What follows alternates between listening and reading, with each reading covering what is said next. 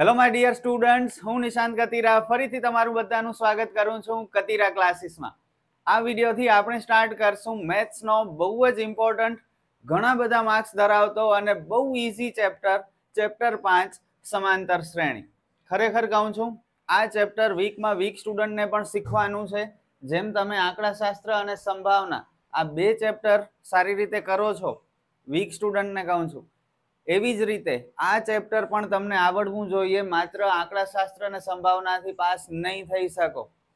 જો તમે એમ વિચારતા હો કે આંકડાશાસ્ત્ર અને સંભાવનામાં અમે પૂરા માર્ક લઈ શકશું, બીજા ચેપ્ટર નહીં કરીએ તો ચાલશે, છે તમારામાં તાકાત આંકડાશાસ્ત્રના ખૂટતી આવૃત્તિ વાળો દાખલો આખો સાચો કરવાની, ભાગાકાર અઘરા અઘરા કરવાની?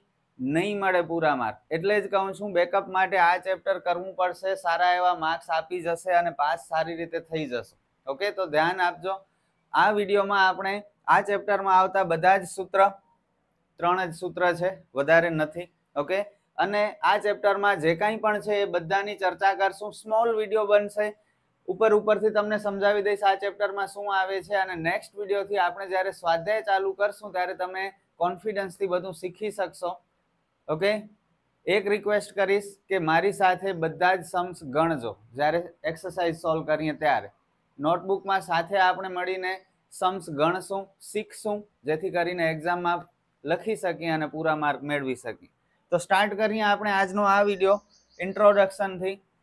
સમાંતર શ્રેણી ઇંગ્લિશમાં એરિથમેટિક પ્રોગ્રેશન કહેવાય. Introduction and ફોર્મ્યુલાસ.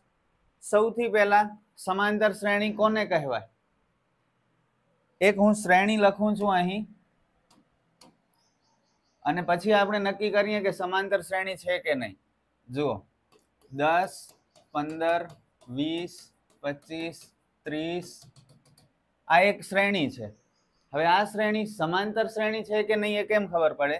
તો તમે જોઈ શકો છો, બે પદ વચ્ચેનો તફાવત જો સરખો હશે તો એ સમાંતર શ્રેણી કહેવાશે. પહેલું પદ 10 છે, બીજું પદ 15, 20 ત્રીજું પદ, આ 25 ચોથું પદ, આ 30 પાંચમું પદ, આવી રીતે અલગ અલગ પદ છે. હવે જુઓ, 10 થી 15 થયા એટલે 5 વધ્યા, 15 થી 20 થયા, ફરીથી 5 વધ્યા, 20 થી 25 ફરીથી 5 વધ્યા. તો દરેક બે પદ વચ્ચેનો તફાવત અહીં સરખો થાય છે, 5 નો. એટલે આ સમાંતર શ્રેણી કહેવાય. ઓકે, એવી જ રીતે હજુ એક ઉદાહરણ, 8, 5, 2, -1, -4 આ સમાંતર શ્રેણી છે કે નહીં? આ પેલા દાખલામાં નંબર્સ વધતા જતા હતા, ચડતા ક્રમમાં હતું, અહીં ઘટતા જાય છે, ઉતરતા ક્રમમાં છે. તો જુઓ, 8 થી 5 થયા એટલે 3 ઘટ્યા, 5 થી 2 થયા ફરીથી 3 ઘટ્યા, 2 થી -1 વળી 3 ઘટ્યા, તો 3 ઘટતા જાય છે. અહીં તફાવત -3 નો છે. તો જ્યારે બે પદ વચ્ચેનો તફાવત સરખો હોય તો સમાંતર શ્રેણી કહેવાય. ઓકે, હજુ એક ઉદાહરણ, 2, 4, 8, 16, 32 આ પણ એક શ્રેણી છે. શું સમાંતર શ્રેણી છે? જુઓ, 2 થી 4 થયા એટલે 2 વધ્યા, 4 થી 8 થયા 4 વધ્યા, 8 થી 16 થયા 8 વધ્યા. તો અહીં બે પદ વચ્ચેનો તફાવત સરખો નથી થતો, એટલે આ સમાંતર શ્રેણી ન કહેવાય. ઓકે, તો શ્રેણી તો હશે, પણ એ સમાંતર શ્રેણી છે કે નહીં એ પણ નક્કી કરવું પડશે.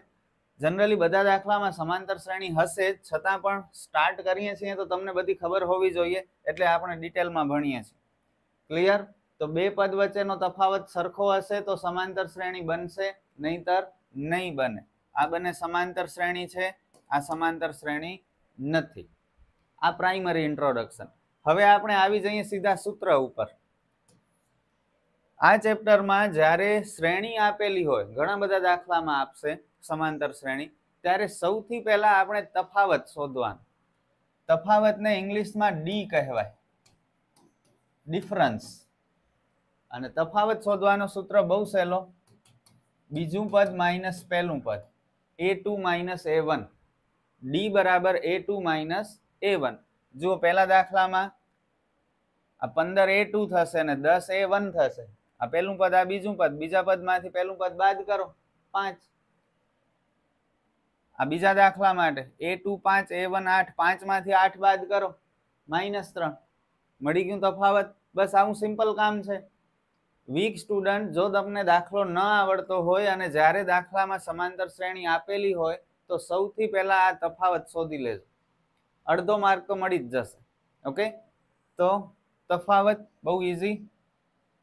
હવે આપણો મેઇન સૂત્ર, આ ચેપ્ટરમાં મેં તમને કહ્યું કે 3 જ સૂત્ર છે, એમાંથી જે મેઇન સૂત્ર, પહેલો સૂત્ર પદ શોધવાનું સૂત્ર.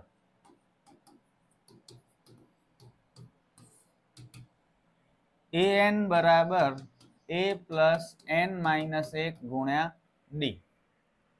an બરાબર a પ્લસ n માઇનસ 1 ગુણ્યા ડી પદ શોધવાનું સૂત્ર છે. જો આ પહેલો દાખલા ઉપર ધ્યાન આપો, અહીં 5 પદ તમને આપ્યા છે. તમને કહેશે કે આ શ્રેણીનું 18મું પદ શોધો, તો કઈ આ શ્રેણીને આપણે લંબાવશું નહીં, આ સૂત્રમાં કિંમત મૂકી અને ઇઝીલી દાખલો ગણી લેશું. સમજ્યા? જ્યારે કોઈ શ્રેણી આપેલી હોય અને એનું કોઈ પણ પદ શોધવાનું હોય, 18મું પદ, 20મું પદ, 25મું પદ, 50મું પદ, તો આ સૂત્રથી દાખલો થઈ જશે. ઓકે, અને ઘણી બધી વખત બોર્ડની એક્ઝામમાં તમને પૂછ્યું છે હેતુલક્ષીમાં કે પદ શોધવાનો સૂત્ર ખાલી જગ્યા છે, an બરાબર a પ્લસ n માઇનસ 1 ગુણ્યા ડી. તો હવે અત્યારે જ યાદ રહેવું જોઈએ. ઓકે, તમે કહેશો સર આ દાખલામાં સૂત્રમાં a શું છે, n શું છે, d શું છે? a એટલે પ્રથમ પદ, કોઈ પણ શ્રેણીમાં પ્રથમ પદને a કહેવાય. તો અહીં આ દાખલામાં a 10 થશે, બીજા દાખલામાં a 8 થશે. ઓકે, પછી d એટલે તફાવત, ડિફરન્સ, અને n એટલે જે પદ શોધવું હોય તે, જે પદ શોધવાનું હોય તે પદ. ધારો કે તમને આ દાખલામાં કહેશે કે 20મું પદ શોધો, તો n ની જગ્યાએ આપણે 20 લેશું. 25મું પદ શોધવાનું કહે તો n ની જગ્યાએ 25 લેશું. ક્લિયર? a, n અને d તમને ખબર હોય તો ગણતરી કરીને ફાઇનલ આન્સર a, n ની કિંમત શોધી શકો. ક્લિયર? હવે આ મેઇન સૂત્ર સિવાય પણ કેટલાક ડાયરેક્ટ સૂત્ર છે, જેનો ઉપયોગ પણ આવશે આ ચેપ્ટરમાં. ડાયરેક્ટ સૂત્ર બહુ ઈઝી છે, જો આપણે સમજી લઈએ. જેમ કે a બરાબર પ્રથમ પદ થાય. હવે આપણને બીજું પદ શોધવું છે, કોઈ પણ સમાંતર શ્રેણીનું બીજું પદ શોધવું છે, તો a2. બીજું પદ એટલે a2, ત્રીજું પદ એટલે a3, પાંચમું પદ એટલે a5. બીજું પદ શોધવાનો ડાયરેક્ટ સૂત્ર છે a પ્લસ ડી. યાદ રાખજો. એવી જ રીતે ત્રીજું પદ શોધવું છે, a પ્લસ 2d. ચોથું પદ શોધવું છે, a4 બરાબર a પ્લસ 3d. હવે આને ધ્યાનથી જુઓ, અહીં એક પેટર્ન બની છે, એ પેટર્ન કઈ છે એ ઓળખો, અને એના પરથી હું તમને પૂછું એ પદ મને સૂત્ર કયો તો. જુઓ, બીજું પદ શોધવાનું હતું તો ડી એક વખત આવી, ત્રીજું પદ શોધવાનું હતું તો 2d થી, ચોથા પદમાં 3d થી. તો જે પદ શોધવાનું છે એના કરતા એક નંબર ડી સાથે ઓછું કરી નાખવાનું છે. હવે હું તમને કહું કે 10મું પદ શોધવાનું સૂત્ર મને કયો, બોલો? a plus 9d. 25મું પદ શોધવાનું સૂત્ર a25 is equal to a plus 24d. 40મું પદ શોધવાનું સૂત્ર a40 બરાબર a પ્લસ 39d. ખ્યાલ પડશે? સ્વાધ્યાય 5.2 માં આના રિલેટેડ સમ્સ આવશે, તો આ બધું જરૂરી છે અને ઈઝી છે. એક વખત સમજી લો પછી ભૂલી જાજો, ભૂલાશે જ નહીં, યાદ જ રહી જશે. ઓકે, તો આ એક મેઇન સૂત્ર આપણે શીખ્યા, પદ શોધવાનું સૂત્ર an બરાબર a પ્લસ n માઇનસ 1 ગુણ્યા ડી, અને કેટલાક ડાયરેક્ટ સૂત્ર પણ આપણે શીખ્યા. તફાવત તો યાદ રહી ગયું હશે, a2 માઇનસ a1, બીજું પદ માઇનસ પહેલું પદ. તો આ બધું આપણને સ્વાધ્યાય 5.2 માં કામ આવશે. હવે સ્વાધ્યાય 5.3 એમાં સરવાળાના સૂત્ર આવશે, તો સરવાળાના સૂત્ર પણ આપણે સમજી લઈએ. સરવાળાના માત્ર 2 જ સૂત્ર છે. પહેલો સૂત્ર, જે મોટો સૂત્ર છે, સરવાળાને ઇંગ્લિશમાં સમ કહેવાય, એટલે એના માટે SN અક્ષર આવશે. ઓકે, SN બરાબર n છેદમાં 2 કૌંસમાં 2a પ્લસ n માઇનસ 1 ગુણ્યા ડી. જો પદ શોધવાનો સૂત્ર અને આ સૂત્ર સિમિલર જ છે, આમાં પણ a પ્લસ n માઇનસ 1 ગુણ્યા ડી આવે જ છે. માત્ર આ n છેદમાં 2 અને a ની સાથે આગળ 2 વધારાના છે, બાકી સેમ એજ ફોર્મ્યુલા છે. ઓકે, તો આ એક પહેલો સૂત્ર છે જે મોટો છે થોડો, અને બીજો સૂત્ર સાવ નાનો. જ્યારે તમને અંતિમ પદ આપેલું હોય,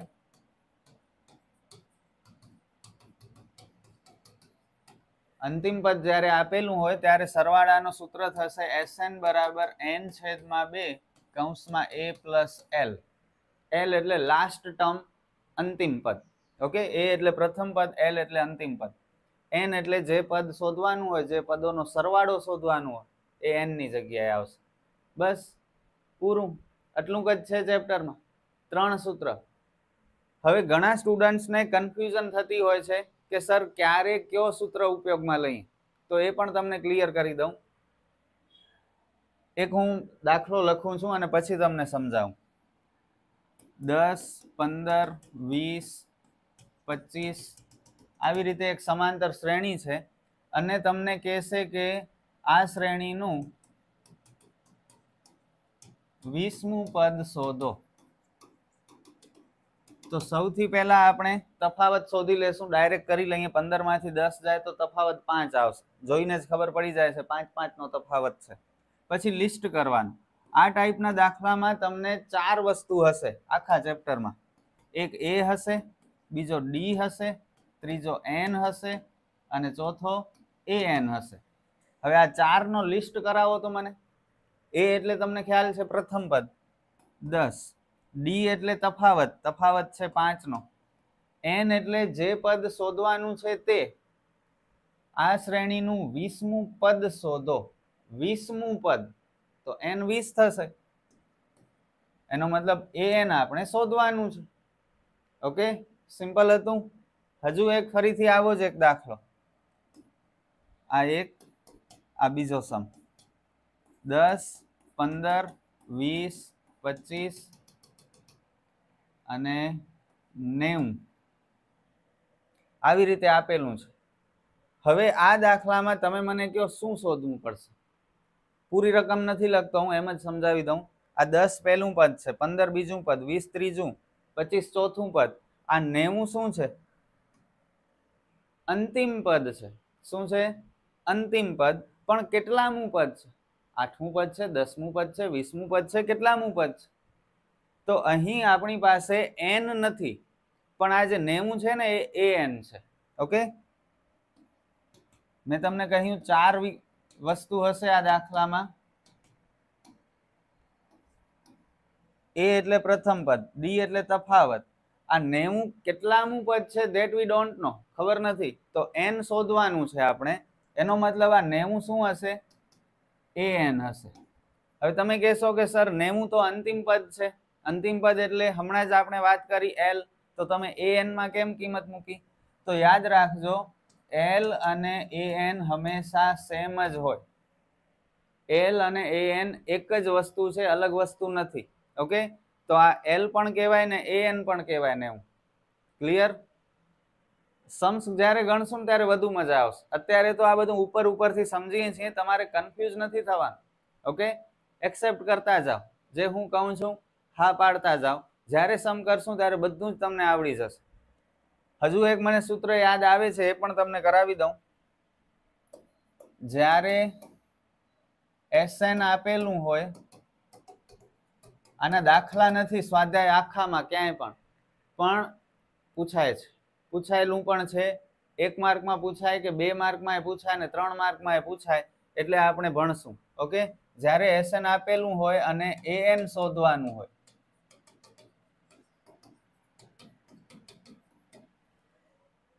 ત્યારે એનો ફોર્મ્યુલા છે an બરાબર Sn minus Sn minus 1. an is equal to Sn minus Sn minus 1. તમે કહેશો સર આ બધું શું છે, કંઈ નથી ખબર પડતી. ડોન્ટ વરી, સમજાઈ જશે. જ્યારે સમ્સ આપણે ભણશું ત્યારે આ બધું હું તમને વ્યવસ્થિત શીખવીશ. અત્યારે તમારે એક્સેપ્ટ કરવાનું છે, ઝાઝા પ્રશ્ન નથી પૂછવાના. હજી આપણે ભણ્યા જ ક્યાં છીએ? ચેપ્ટર જ શરૂ નથી કર્યું તો કેમ આવડશે?